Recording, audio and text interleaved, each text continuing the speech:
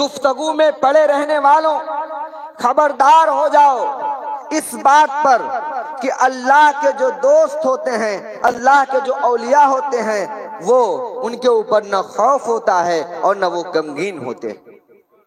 کیا خوف، کیا غم؟ خوف اور غم یہ دو چیزیں ہیں۔ غم ہم سبوں پہ آتا ہے، کبھی پیسے کی قلت آ گئی تو آدمی مایوس اور غمگین ہو جاتا ہے، کبھی بیماری پکڑ لیتی ہے تو انسان مایوس ہو جاتا ہے، غمگین ہو جاتا ہے، یا کوئی آفت، کوئی مصیبت ہمارے اوپر یا ہمارے بچوں کے اوپر یا گھر پر آ جائے تو آدمی مایوس اور غمگین ہو جاتا ہے، افسوس زدہ ہو جاتا ہے، پریشان ہو جاتا ہے۔ اور خوف، خوف کس کو کہتے ہیں؟ خوف ہے، اس کا مطلب ہے ڈر۔ خوف کے معنی ڈر۔ جب کسی کو کسی چیز کی تکلیف پہنچنے کا اندیشہ ہو تو اسے خوف ہوتا ہے، اسے ڈر ہوتا ہے۔ ہم لوگوں کو ڈر یہ لگتا ہے کہ قبر میں جب جائیں گے تو فرشتے جب سوال کریں گے تو ہم کیسے جواب دیں گے، اس کا ڈر ہے۔ لوگوں کو ڈر ہے کہ جب حشر میں اٹھیں گے قیامت کے میدان میں، اللہ تبارک و تعالیٰ اس وقت جب حساب و کتاب لے گا، تب اس وقت کا ہمیں ڈر ہے کہ ہم ثواب کا جواب دے پائیں گے نہیں، کہ ہمارا حساب کس طرح سے ہوگا، ہمارے پاس نیکی ہوگی کہ بدی زیادہ ہوگی، کیا ہوگا نہیں ہوگا، اللہ ہمیں معاف فرمائے گا کہ نہیں معاف فرمائے گا، اللہ ہمیں بخشے گا کہ نہیں بخشے گا، اللہ ہمیں جنت میں ڈالے گا کہ اللہ ہمیں دوزخ میں ڈال دے گا۔ اس چیز کا خوف جو ہے، جو ڈر ہے، اسی کے بارے میں اللہ تبارک و تعالیٰ قرآن کریم میں ارشاد فرماتا ہے کہ اے لوگوں خبردار، اولیاء اللہ کو نہ غم ہے، نہ وہ غمگین ہوتے ہیں اور نہ ہی وہ خوف زدہ ہوتے ہیں۔ کیوں؟ ہر کسی کو غم ہے بھائی، جو دنیا میں ہے غم سب کو لگا ہوا ہے، لیکن ان کو کیوں غم نہیں ہے؟ یہی تو سمجھنے کی بات ہے، یہی تو جاننے کی بات ہے، یہی تو پوچھنے کی بات ہے کہ اللہ جن کی نشاندہی کہہ رہا ہے کہ ان کو کوئی غم نہیں، تو ان کو غم کیوں نہیں ہے؟ یہ بھی تو دنیا میں ہے، ان کو بھی تو بیوی بچے ہیں، ان کو بھی تو ناتے رشتہ دار ہیں، ان کو بھی تو کھانا پینا ہے، ان کے پاس بھی جسم ہے، بیماری ہے، مصیبت ہے، تکلیف ہے، اہل خانہ ہے، سب کچھ تو دنیا میں ان کے پاس بھی وہی ہے جو ہمارے پاس ہے۔ تو پھر ہم کو غم میں ہے، ہم غمگین ہو سکتے ہیں، یہ کیوں غمگین نہیں ہو سکتے؟ ان کو غم کیوں نہیں ہے؟ کیوں جانتے ہیں؟ کیوں؟ کیونکہ یہ وہ لوگ ہیں، کیونکہ یہ وہ لوگ ہیں جنہوں نے اپنا دنیا کا سب کچھ اللہ کے واسطے چھوڑ دیا، اللہ کے واسطے سب کچھ چھوڑ دیا، اور اللہ کے اوپر ایسا توکل کیا کہ حضرت معین الدین رحمت اللہ علیہ کے پورے جسم میں کیڑے جب پڑ گئے،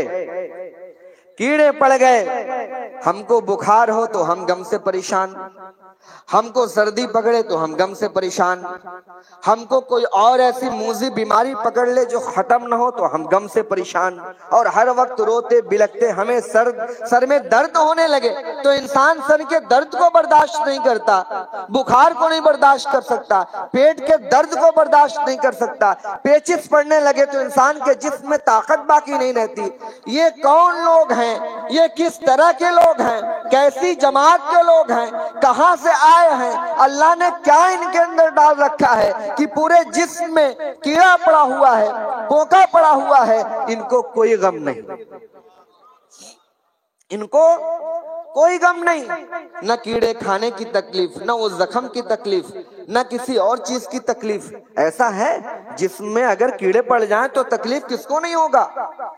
سب کو ہوگا، لیکن ان کو کیوں ایسا نہیں ہو رہا؟ اس لیے کہ انہوں نے یہ جو ظاہری جسم ہے، اس ظاہری جسم کو اللہ کے واسطے وقف کر دیا۔ یہ جسم اللہ تیرا ہے، اس میں تو چاہے کیڑوں کو ڈال، چاہے پتھروں سے مار، چاہے جو تکلیف دینی ہے دے دے، یہ میرا نہیں ہے، اللہ یہ تیرا ہے۔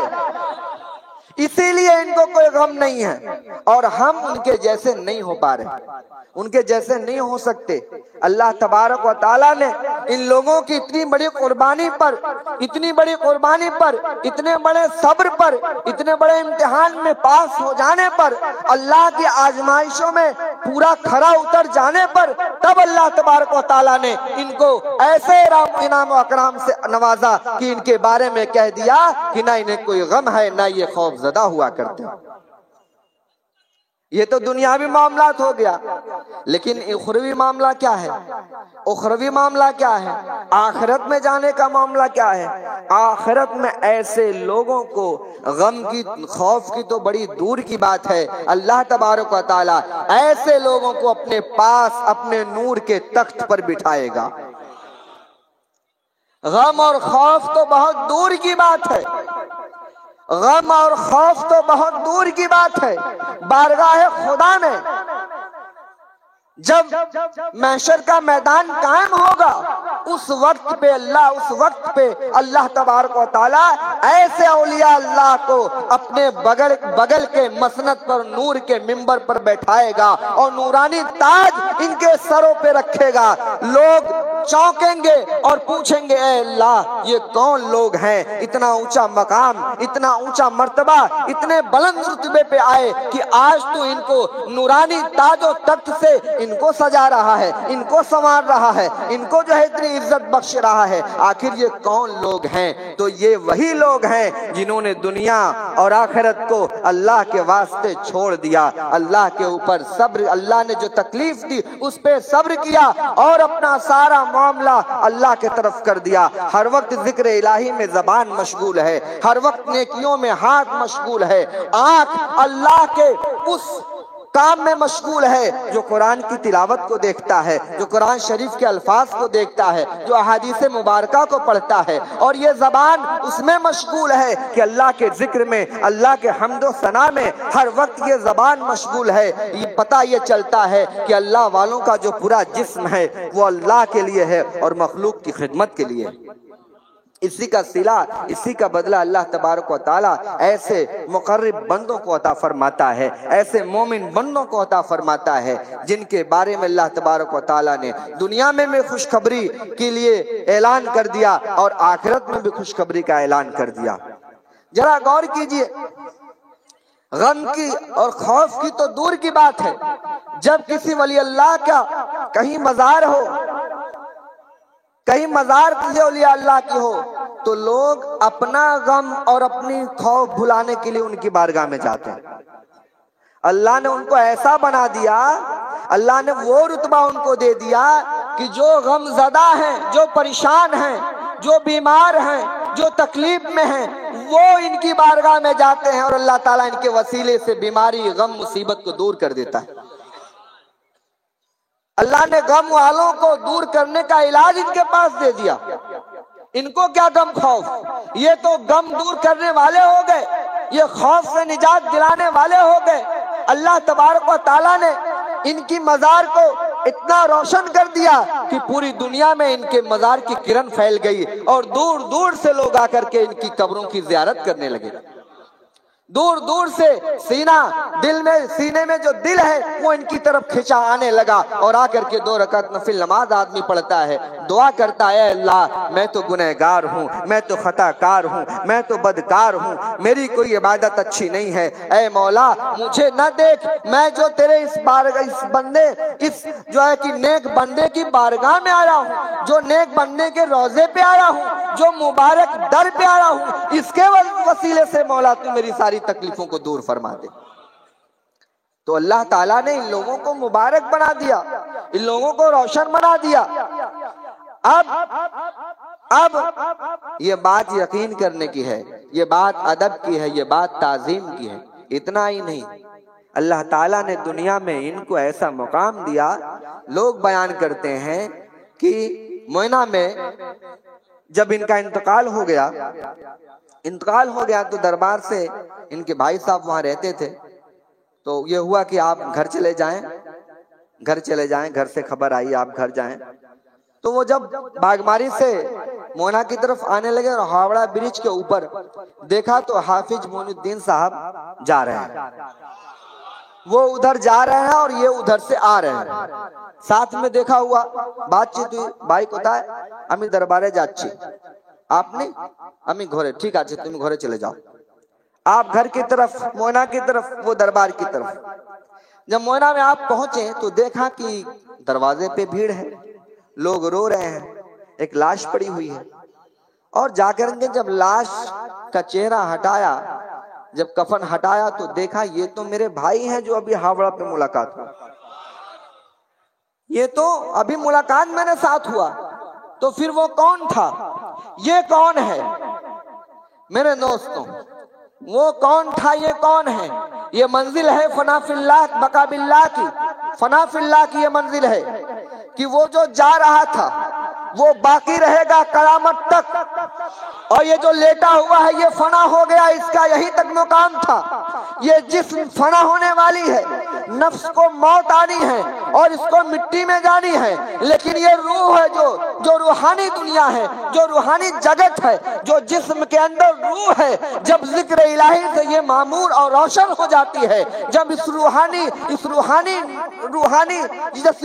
یہ روح کو جب روحانیت کا مقام اور نورانیت کا مقام ملتا ہے تو اللہ تبارک و تعالیٰ اسے ہمیشہ کے لیے زندہ کر دیا کرتا ہے۔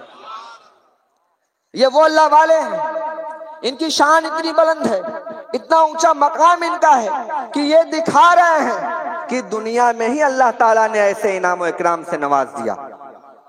ذرا سوچئے میرے عزیزوں، میرے دوستوں، آج ہمیں اگر حقانی انجمن دربار جیسا مبارک در ملا تو ہمیں بہت ہی احتیاط کے ساتھ، محبت کے ساتھ دنیا میں رہنا ہوگا اور کبھی دربار کو چھوڑنا نہیں ہوگا، خود بھی نہیں، بیوی بچوں کو نہیں، آنے والی قیامت تک ساری نسلوں کے لیے دعا کرنا ہوگا کہ اے مولا اس پرفتن ماحول کے اندر اگر تو نے اس گنہگار کو دنیا کے سارے گناہوں سے ہٹا کر حقانی انجمن دربار کی ٹوٹی چٹائی پر بیٹھایا اگر، تو اے اللہ قیامت تک ہماری نسلوں پر اسی پہ جمع کر قائم و دائم رکھنا۔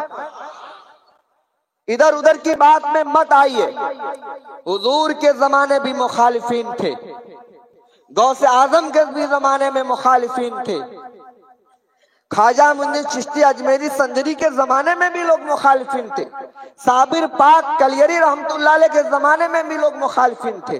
آپ یہ مت سوچئے کہ یہ کیا بول رہا ہے، وہ کیا بول رہا ہے، وہ کیا بول رہا ہے، کون کیا بول رہا ہے، اس پہ مت دیکھیے، یہ دیکھیے کہ ہم جب گھر میں رہیں تو سکون نہیں، مارکیٹ میں رہیں تو سکون نہیں، شادی باڑی میں جائیں تو سکون نہیں، دنیا کے چاہے جس مسند پر بیٹھا دیے جائیں سکون نہیں، لیکن ہم باغماری کی سرزمین پر اس ٹوٹی ہوئی فقیر کی چٹائی پر اذان گاچی رحمت اللہ علیہ کی بارگاہ میں جب بیٹھتے ہیں تو اللہ تعالی ہمارے دل کو، ہمارے قلب کو سکون عطا کرتا ہے۔ اسی سے سمجھ جاؤ کہ دنیا میں اگر کہیں فلاح ہے، دنیا میں کہیں کامیابی ہے، دنیا میں کہیں بلندی ہے، دنیا میں کہیں نجات ہے تو اس زمانے میں مولانا اذان گاچی رحمت اللہ علیہ کی خانقاہ ہے۔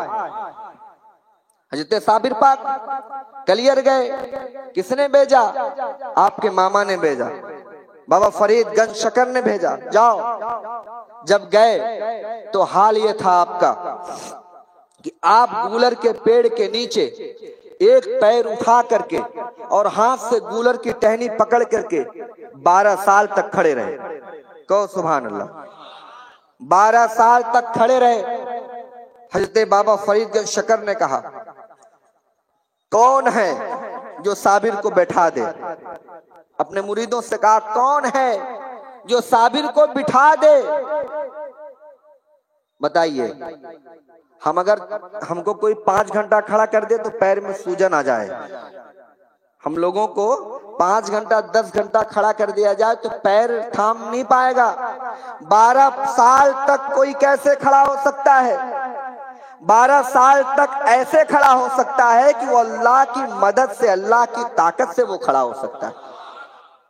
ہم اولیاء اللہ کو نعوذ باللہ اللہ نہیں مانتے، لیکن ہم ان کو اللہ سے الگ بھی نہیں مانتے. اللہ سے ان کا نسبت ہے, ان کی تعلق ہے, یہ لوگ اللہ سے جڑے ہوئے ہیں. ہماری بات اللہ رد کر سکتا ہے لیکن کاملوں کی بات کو اللہ رد نہیں کر سکتا. اسی لیے دنیا کے سارے انسان جب حضور نے اعلان نبوت کیا تو اس دور میں لوگ کلمہ پڑھ کے مسلمان ہوئے اور حضور کی بارگاہ میں بیٹھ کر کے صحابی جیسے مقام سے لوگ سرفراز ہوئے. اور آج پوری دنیا چاہے جتنی عبادت کر لے, چاہے جتنا جو ہے کہ اپنے عمل کر لے, چاہے جتنا قرآن شریف پڑھ لے, کچھ بھی کر لے, چاہے جتنا متقی پرہیزگار کوئی بن جائے, لیکن ادنا سے صحابی کے درجے پہ کوئی جا نہیں سکتا. کیوں نہیں جا سکتا؟ کیونکہ ان کا استاد جو ہے وہ انبیاء کا استاد ہے. ان کو جنہوں نے سکھایا وہ نبی کریم صلی اللہ علیہ وسلم کی ذات ہے, اور نبی کریم صلی اللہ علیہ وسلم کی ذات وہ ذات ہے تمام انبیاء کے امام ہیں آپ. تو جب استاد اعلیٰ ہوتا ہے تو اس کے شاگرد بھی اعلیٰ ہوتے ہیں.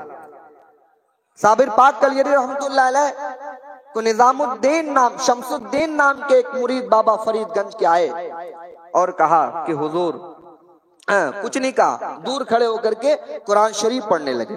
کیونکہ آپ کی قرآن جو تھی وہ قرات آپ کی بڑی زبردست تھی, بہت میٹھی آواز میں قرات کرتے تھے. آ کر کے دور کھڑے ہوئے اور قرآن شریف کے قرات شروع کیے. ایک دن, دو دن کا دن گزر گیا, کرتے کرتے کرتے کرتے اچانک ایک وقت خاموش ہو گئے. حضرت صابر پاک نے کہا کہ خاموش کیوں ہو گیا؟ بولے حضور خاموش کیوں نہ ہو جاؤں, میں کھڑے کھڑے قرآن شریف پڑھتے پڑھتے میرے پیر میں درد ہونے لگا ہے. تو بولے بیٹھ کے پڑھو. بولے حضور کیسے؟ آقا کھڑا ہو اور غلام بیٹھ جائے؟ سنو, اللہ والوں سے ایسے ہی ملنا پڑتا ہے. اکڑ کے جاؤ گے تو اکھاڑ دیے جاؤ گے, اور ادب سے جاؤ گے تو اٹھا دیے جاؤ گے. شمس الدین رحمت اللہ عنہ کا حضور یہ غلام بیٹھ جائے اور آقا کھڑا ہو, یہ کیسے ممکن ہے؟ تب جا کر کے صابر پاک کلیری رحمت اللہ علیہ کو ہاتھ پکڑ کے جب بیٹھایا تو یہ جو پیر کی جو ہڈی تھی اس پہ پورا گوشت چڑھ گیا تھا. وہ مڑا نہیں, راؤنڈ نہیں ہوا. آپ ایک پیر پھیلا کر کے ہی زمین پر بیٹھے. اور اسی صابر پاک کلیری رحمت اللہ علیہ کی بارگاہ مقدس میں شمس الدین رحمت اللہ علیہ رہے, اور رہنے کا حال یہ رہا کہ جب کبھی کوئی چیز آپ منگاتے, اگر شمس الدین رحمت اللہ علیہ سے لانے میں دیری ہوتی تو کہتے کیا تو لنگڑا ہو گیا ہے جو ابھی تک نہیں لے کے آیا؟ تو آپ فوراً لنگڑا ہو جاتے. سبحان اللہ. جیسے صابر پاک کے منہ سے نکلتا ہے شمس الدین کیا تو لنگڑا ہو گیا, ابھی تک سامان نہیں لے کے آیا, تو آپ فوراً لنگڑا ہو جاتے. اللہ آپ کو لنگڑا کر دیتا تھا. تب کہتے حضور میں تو لنگڑا ہو گیا ہوں, پہلے مجھے ٹھیک کریے تب تو آؤں گا سامان لے کے. اچھا ٹھیک ہے بابا, ٹھیک ہو جا کے ٹھیک ہو جاتے اور چلے آتے. کبھی ایسا ہوتا کہ آپ کوئی چیز ڈھونڈتے اور نہ ملتی تو کہتے اے شمس الدین کیا تو اندھا ہو گیا ہے؟ تو آپ اندھا ہو جاتے, آپ کی روشنی چلی جاتی آنکھوں کی. کہتے حضور میں تو اندھا ہو گیا, آپ کیسے آؤں؟ بولا اچھا ٹھیک, اللہ تجھ کو اچھا کر دے, آؤ. اس کے بعد آنکھ میں روشنی آ جاتی. کیا پتا چلتا ہے سب کچھ تو اللہ ہی کرتا ہے, لیکن جب بندہ اللہ تبارک و تعالیٰ کو پا جائے, اس کو خوش کر لے, اس کو راضی کر لے, جو حدیث قدسی اللہ نے ارشاد فرمایا ہاتھ بندے کا پکڑ اللہ کی ہوتی ہے, آنکھ بندے کی دیکھنا اللہ کا ہوتا ہے, زبان بندے کا بولنا اللہ کا ہوتا ہے, کان بندے کا سننا اللہ کا ہوتا ہے, پیر بندے کا چلنا اللہ کا ہوتا ہے. پتہ یہ چلا جسم تو انسان کا ہے, حکمرانی خدا کی چل رہی ہے. ایک بات اور سن لیجیے آپ بہت غور سے کہ اللہ کی پکڑ کیسی ہے. اللہ کہاں تک پکڑ سکتا ہے بتائیے؟ کہاں تک؟ ساری دنیا میں جہاں چاہے پکڑ لے, جس کو چاہے پکڑ لے. بولیے اس کی تو پاور یہی ہے, جہاں چاہے پکڑ لے. اس کے لیے ایران, عراق, افغان, سعودی یہ سب دور تھوڑی ہے, ہر جگہ اللہ موجود ہے, جب جس کو چاہے پکڑ لے.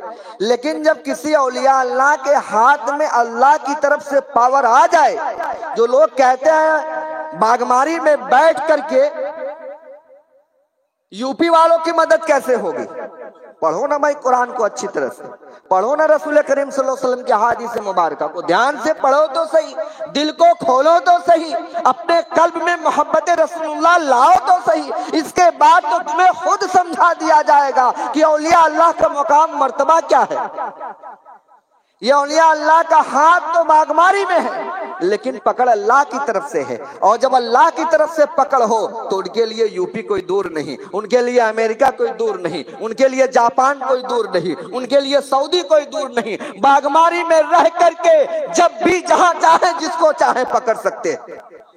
کیوں؟ کیونکہ یہ اللہ کی طرف سے، ہاتھ اللہ کی طرف سے بڑھ رہا ہے۔ اور ایسے ہی آنکھ کی روشنی کا کیا عالم، آپ بتائیے آپ کتنی دور تک دیکھ سکتے ہیں؟ 1 کلومیٹر تک، اور کتنی دور تک دیکھ سکتے ہیں؟ 2 کلومیٹر تک، اور کتنی دور تک دیکھ سکتے ہیں؟ 5 کلومیٹر تک۔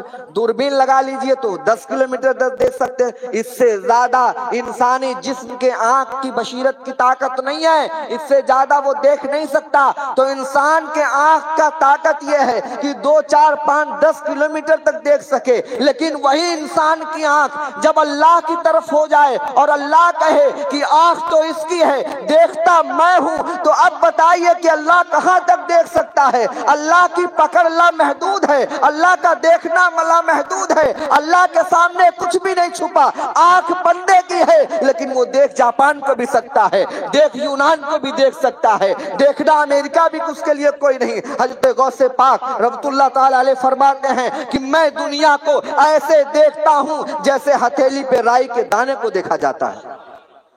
میں دنیا کو ایسے دیکھتا ہوں جیسے ہتھیلی پر رائی کا دانہ دیکھا جائے۔ تو پتہ یہ چلتا ہے کہ اولیاء اللہ کی نظریں جو ہیں اللہ کی طرف سے ہیں، ان کے لیے کوئی دور نہیں، ان کے لیے کوئی نزدیک نہیں، ان کے لیے کوئی کونا نہیں، ان کے لیے کوئی آڑا نہیں۔ جب چاہیں جہاں چاہیں جس کو چاہیں دیکھ سکتے ہیں، بتا سکتے ہیں، اٹھا سکتے ہیں، پکڑ سکتے ہیں، گرنے سے اس کو بچا بھی سکتے ہیں۔ الحمدللہ یہ اولیاء اللہ کے دربار کا حال ہے، یہ اولیاء اللہ کے مقام کیا، یہ مرتبہ ان کا ایسا ہے، ان کی شان یہ ہے۔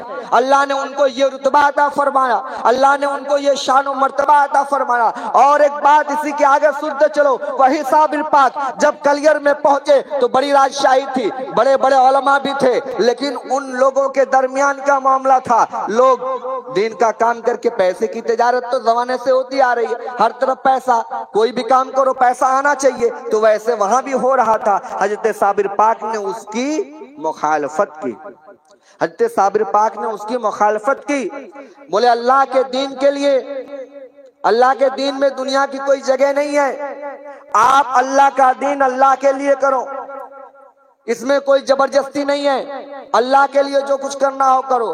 اب اس پہ تو ان کو برا لگنے لگا، جیسے صوفی اذان گاچھی رحمت اللہ علیہ کے زمانے میں برا لگا، بولے سود کی خلاف بات بولتے ہیں، یہ حرام کے خلاف بات بولتے ہیں، چندے کے خلاف بات بولتے ہیں، یہ تو اگر یہ ایسا بولتے ہیں تو پھر تو ہمارا بازار بند ہو جائے گا، ہمارا بازار بند ہو جائے گا، ہمارا مارکیٹ تو رک جائے گا، کیونکہ ہمارا تو اسی سے چل رہا ہے۔ تو لوگوں نے آپ کے زمانے میں بھی مخالفت کی۔ حضرت صابر پاک کے ساتھ لوگوں نے کیا کیا، ایک دن جمعے کے دن آپ نماز پڑھنے کے لیے گئے مسجد میں، اور جا کر کے امام کے پیچھے والی صف میں آپ بیٹھ گئے۔ کچھ لوگ وہاں کے طاقتور لوگ، پیسے والے لوگ آئے مسجد میں، کہا اے بابا اڑیے، پیچھے لائن میں جائیے، آپ کی جگہ یہ نہیں ہے۔ چلے گئے پیچھے لائن میں، دوسرے لوگ آئے، بولے او بابا اٹھیے اٹھیے، چلیے پیچھے جائیے، آپ کی یہ جگہ نہیں ہے۔ تیسرے لوگ آئے، وہاں سے اٹھا کے تیسری لائن میں، وہاں سے اٹھا کے چوتھی لائن میں، چوتھی سے اٹھا کے پانچویں لائن میں، پانچویں سے چھٹی لائن میں، یہاں تک کہ آپ کو لا کر کے سیڑھی کے دروازے کے سامنے کر دیا، دروازے کے سامنے کھڑا کر دیا۔ اور کچھ ایسے بھی بدبخت آئے جنہوں نے دھکا مار کے آپ کو مسجد کے باہر ہی کر دیا۔ بولا اچھا ٹھیک، لوگ نیت مان لیا، اقامت میں کھڑے ہوئے، اس کے بعد رکوع میں گئے، اس کے بعد سجدے میں گئے، امام صاحب اور سارے نمازی جتنے حضرات تھے سب سجدے میں گئے۔ جب سب سجدے میں گئے تو جتنے صابر پاک تو باہر ہی کھڑے تھے، بولے اے مسجد، جب سارے سجدے میں ہے تو کیوں کھڑی ہے، تو بھی سجدے میں جا۔ جیسے کہا کہ تو بھی سجدے میں جا، دھڑام سے مسجد کا چھت زمین پہ آ گیا، اور جتنے تھے سب انا للہ و انا الیہ راجعون۔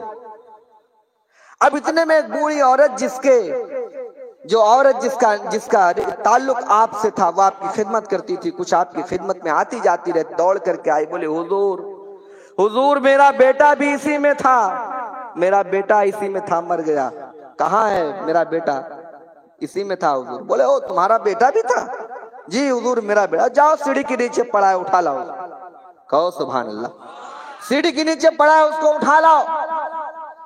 سیڑھی کے نیچے جب وہ عورت بوڑھی جاتی ہے تو دیکھتی ہے کہ وہ جو سیڑھی کا جو یہ بنا ہوا رہتا ہے ایسا گرا تھا کہ ادھر بھی ادھر بھی دونوں طرف سے بیچ میں جگہ اور بچہ ایک دم اسی میں پڑا ہوا, اس کو خروچ بھی نہیں آئی تھی. پتا کیا چلا, پتا کیا چلا یہاں سے میسج ہم کو کیا ملا؟ وہ مسجد بھی اللہ کا گھر نہیں جس سے اولیاء اللہ باہر کر دیے جائیں. وہ مسجد ہی کیوں نہ ہو, لیکن اولیاء اللہ کا اگر اس مسجد سے رشتہ نہیں ہے تو اللہ اس مسجد کو اپنا گھر نہیں مانتا. اور سنو, وہ مسلمان ہی کیسا جو اولیاء اللہ کو دکھ پہنچائے, جو اولیاء اللہ کو دکھ پہنچائے اللہ تعالیٰ اسے سکھ کی نیند سے سونے نہیں دیتا.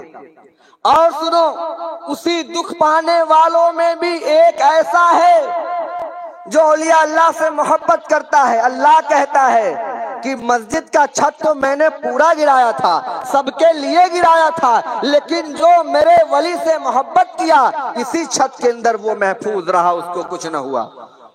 پتہ یہ چلا آفت چاہے جیسی آئے, چاہے جہاں سے آئے, چاہے جس طرف سے آئے, اے میرے دوستوں اگر کامل اولیاء اللہ کا دامن آپ کے ہاتھ میں ہے, بزرگوں کا دامن آپ کے ہاتھ میں ہے, نماز کی عبادت, نماز جیسی عبادت آپ کے ہاتھ میں ہے, وظیفہ آپ کے ہاتھ میں ہے, عرس کل آپ کے ہاتھ میں ہے, باغماری کی ٹوٹی چٹائی اگر آپ کے ہاتھ میں ہے تو کورونا بھی آپ کے لیے کوئی نقصان نہیں پہنچا سکتا. اور دنیا کی چاہے جو وبا آ جائے, یاد رکھیے ساری وبا و بلاؤں سے اللہ تعالیٰ ایسے لوگوں کو محفوظ و معمور رکھتا ہے.